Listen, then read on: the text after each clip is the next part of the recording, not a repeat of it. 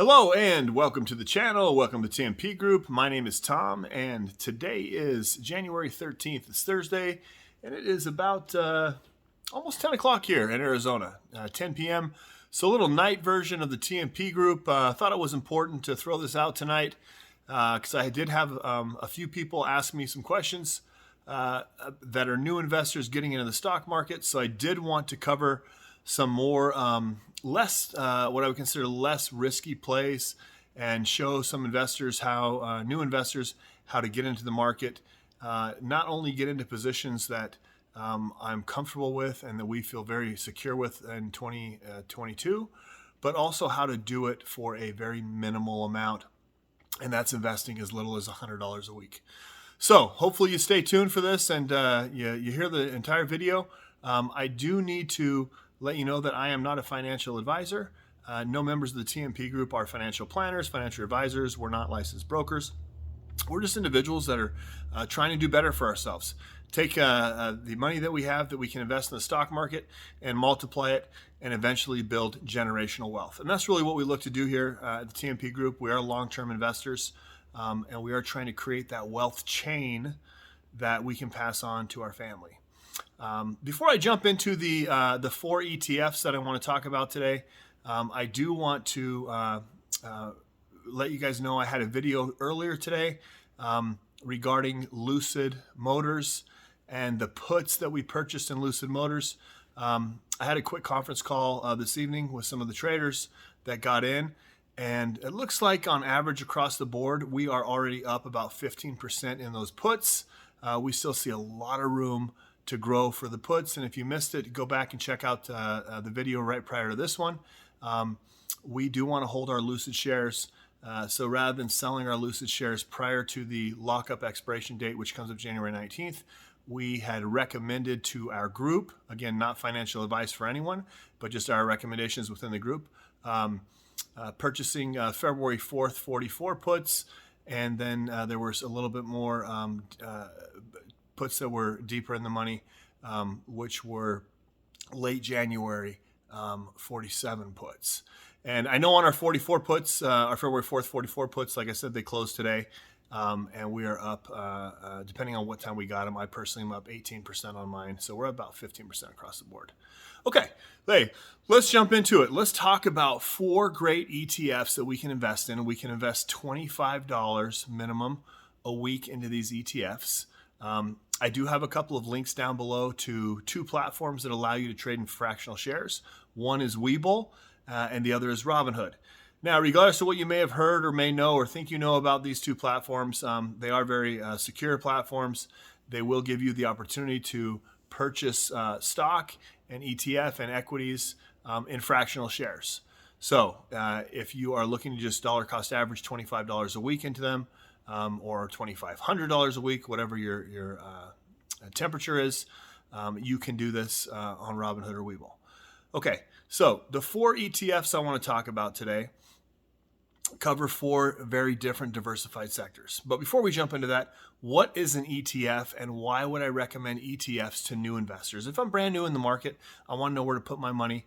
Rather than picking an individual stock, I would always recommend taking a portion of the funds that you have to put in and put them into ETFs.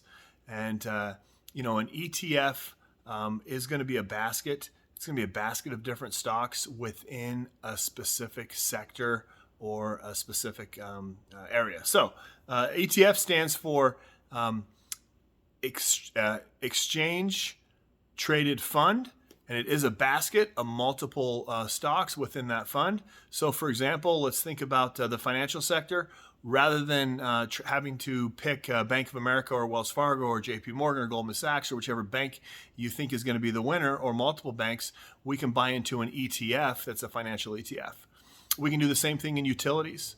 We can do the same thing in semiconductors. There's a ton of great semiconductor companies out of there, but not all perform as well as others. I might be choosing between NVIDIA, AMD, Intel, Qualcomm. Rather than do that, I would go into a semiconductor ETF. Energy, I already said, utilities, financial sector. So let's just jump right in. So the first ETF, and I did this video not too long ago But I thought it was important to come back and revisit it because the ETFs have done so well last year, and we really think that these 4 ETFs are going to do fantastic in 2022, where we have a volatile market. I personally am looking at changing my investing strategy, and not changing it, but basically modifying it for 2022. And rather than, for every $100 I put in the market or $1,000 I put in the market, I'm going to put 20% into some very heavy risk on speculative plays. And then 80% are going to be more into blue chips. Out of that 80%, I want to probably take 20 to 30% of that 80% and put it into ETFs this year, because I believe the ETFs are going to outperform. So I'm going to talk about some ETFs that will give you a high rate of return, and they are leverage ETFs. And then I'll show you basically their sister ETFs that are not as volatile and not leveraged. So if you get a pen and paper out, you want to write this down, or you're going to rewind and watch it again. I don't know what you want to do. But I'm going to jump right into it. Now, the TMP group, you're not going to see a bunch of charts. You're not going to see a bunch of graphs, articles. You're just going to hear it straight from me. We're going to point you in the direction that we are going, let you do your own homework, your own due diligence, and figure out if these investments are good for you. And if they are, then we'd love to hear in the comments if it's something that you're joining us with. Even if it's contrary to what we have to say, please leave a comment. We're open to criticism here. If you do like today's video, man, please leave it a big thumbs up. It sure helps the YouTube algorithm. It'll help get this video out to more and more people. Feel free to subscribe and share with your friends and family. With that said, let's jump right into it. The first ETF that I want to talk about is SPVU. Pardon me. Not a good sign, but should be. SPVU is the Invesco S&P 500 ETF, and it is a low volatility ETF. Now, what do I mean by low volatility? Hang on.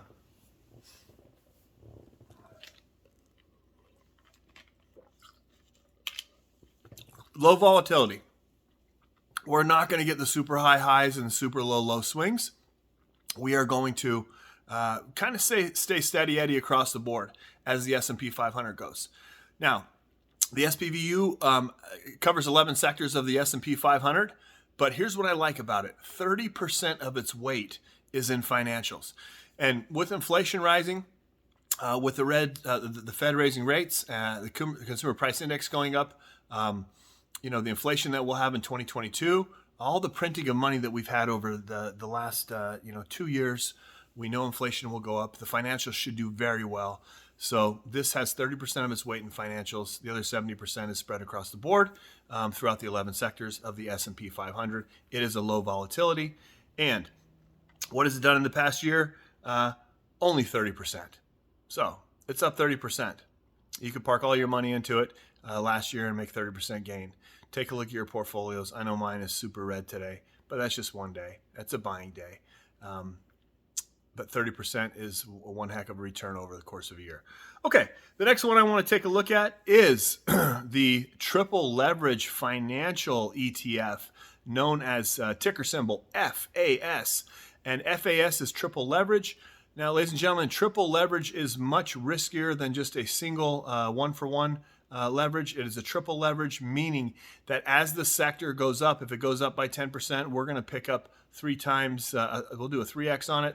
But when it goes down, if it went down 10%, we would go down 30%.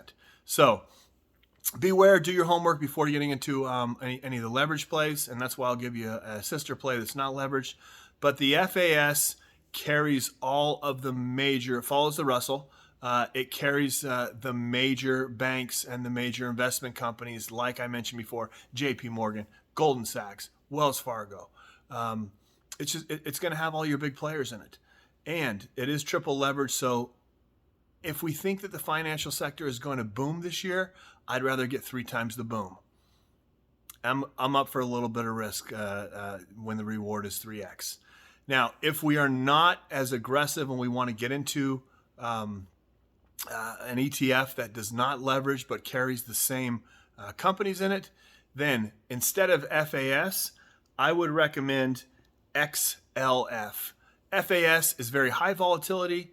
XLF is low volatility. Let's see what they've done over the past year in 2021. FAS is only up a smooth 110%.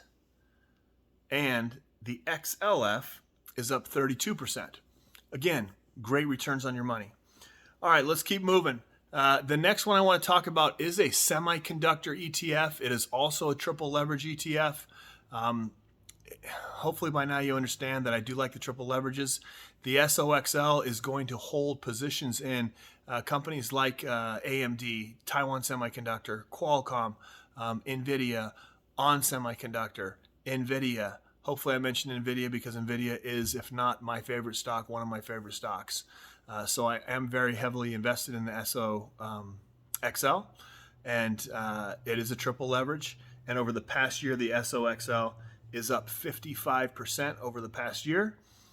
If we wanted to trade something less risky or invest in something less risky, then I do recommend the SOXX, which will carry most of the same semiconductors, but you won't get that triple leverage exposure on the upside or the downside. So make it your choice. Last one I think that will do very well in 2022. Oh, hang on, let me back up. Why do we like the SOXL? We like the SOXL because we know the semiconductor shortage will right itself. And when it does, the supply right now is much lower than the demand. The demand outweighs the supply. That pendulum will swing from left back to right, and we will have the supply to meet the demand. And once that happens, those semiconductors will go through the roof. Again, just my opinion. I'm not telling you what to buy, but I am telling you what we are buying. Okay. Last one is a utility ETF. Again, in an inflationary or stagflationary environment, utilities tend to do very well. So we do like the utility ETFs. I personally want to go triple leverage with utilities. I want to go triple leverage with financials, and I want to go triple leverage with XOSL. So looking at the UTSL, UT for utilities, SL, looking at the UTSL, this is a utility ETF. You're going to take a ton of energy stocks. You're going to take a ton of just all the utility stocks that you can think of and wrap them into a basket, put them in a basket. And this way you don't have to pick which utilities are going to outperform.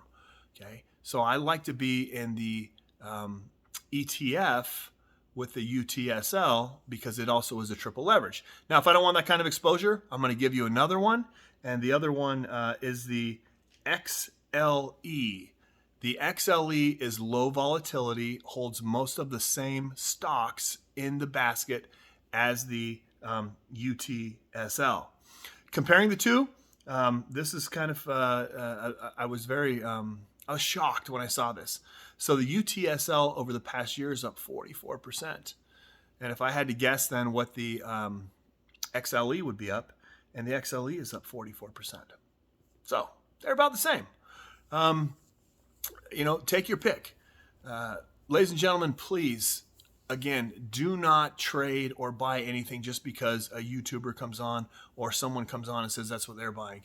The only reason that I'm here and I'm telling you this is because I want to share the knowledge that I have. I want to share the positions that the TMP group are in, and we're going to be in some winners and we're going to be in some losers. But at the end of the year, we are going to hit a ton of base hits and a few home runs. We'll strike out a couple of times, but we will win the game of 2022 and beyond. We're not looking for just 1 year investments. We're looking for 5 to 15 to 20 year investments that we can leave money to our families and their family's family and create that wealth chain. Okay, so I talked about how can we do it with just $100. Let's take a look at it. Actually, before I talk about how we do it with $100, I want to do an average. If you take the triple leverage and you put the SPVU, and that's our neutral. So we have one neutral, and then we have three triple leverages. But if we average them all out over the course of last year, our average is a 59%. Remember that. 59% is what we would get if we were in those triple leverage plus the SPVU. Now, if we take the SPVU and we go with the low volatility, so we are going to take a little less risky standpoint, we still would have averaged out 33.5%. So you have $100. You take $100, you put into Webull, you put into Robinhood, you put into TD Ameritrade, you put into E-Trade, wherever your platform is that you can buy fractional shares, and you buy $25 worth of each of the four. 25 times 4 is 100. And you do the same thing every single week for 52 weeks. Had you done this last year, and you would have went with scenario number 1, the SPVU plus the 3 triple leverages, that $5,200 would have netted you a return at 59% of roughly $3,068. So 52 plus 3,068, we're looking at 8,268. Not bad. You put another zero behind that, and instead of doing $100 a week, you did $1,000 a week. You did $250 a day, or $250 into each stock, however you wanted to work it, to where you're doing $1,000 a week. That $52,000 would be $82,000. So there's power. There's power in dollar cost averaging. All right, let's take a look and see if we went a little more conservative route. If we take that same $100 and we put it into the SPVU plus the 3 low volatility ETFs, what happens there? That $5,200 raked out 33.5% return. 33.5% return on 5,200 is roughly $1,700, which is going to put us right around $6,900. At $100, you made $1,700. At $1,000, you made $17,000 a week. You put $1,000 a week in, $17,000 for the year. So choice is yours. You do what you can do what you want to do what you have to do to become successful. Successful people will do what others won't, because the others can't. They actually can, they just don't. So hopefully that makes sense to you. Hopefully you enjoyed the video. Hopefully you leave me a big thumbs up, leave me a comment, and I do hope to see you on the next video.